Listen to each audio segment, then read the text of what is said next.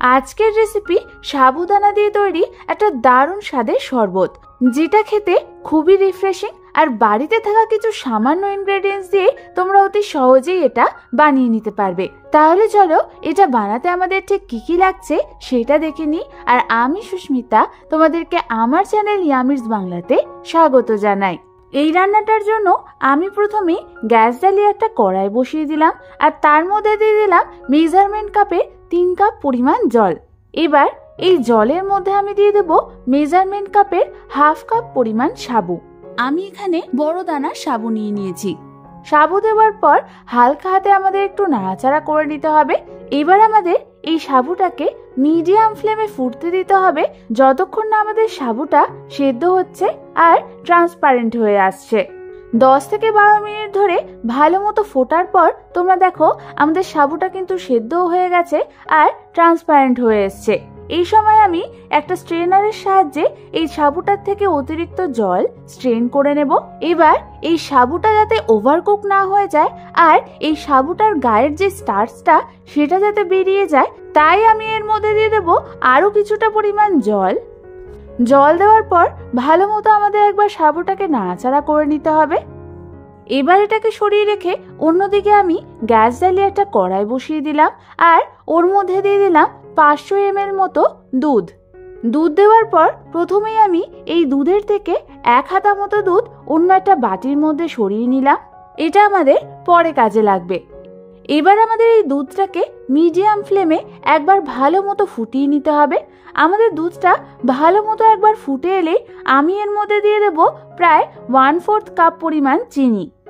চিনি দেওয়ার পর আমাদের হালকা হাতে প্রায় 1 থেকে 2 মিনিটের জন্য ভালো মতো এটাকে নাড়াচাড়া করে নিতে হবে। ভালো মতো নাড়াচাড়া করার পর আমি এর মধ্যে দিয়ে দেব প্রায় 3 টেবিল চামচ পরিমাণ গুঁড়ো দুধ। গুঁড়ো দুধটা দেওয়ার পরও আমাদের দুধের সাথে ভালো মতো এটাকে মিশিয়ে নিতে হবে।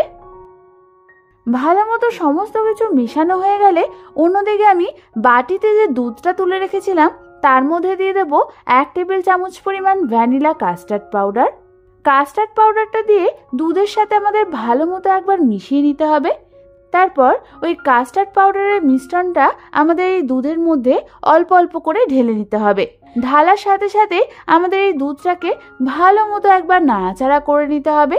এই কাস্টার্ড পাউডারটা দিয়ে প্রায় 2 থেকে 3 মিনিট ধরে ভালো মতো দুধটাকে নাড়াচাড়া করার পর তোমরা দেখো আমাদের দুধটা কিন্তু হালকা ঘন হয়ে এসছে। ঠিক এই সময় আমি গ্যাসের ফ্লেমটাকে বন্ধ করে দেব। তারপর এই দুধটা আমি একটা অন্য পাত্রে ট্রান্সফার করে নেব। এবার আমি এই দুধটাকে ঠান্ডা হওয়ার জন্য ফ্রিজের মধ্যে রেখে দেব প্রায় 8 ঘন্টার জন্য।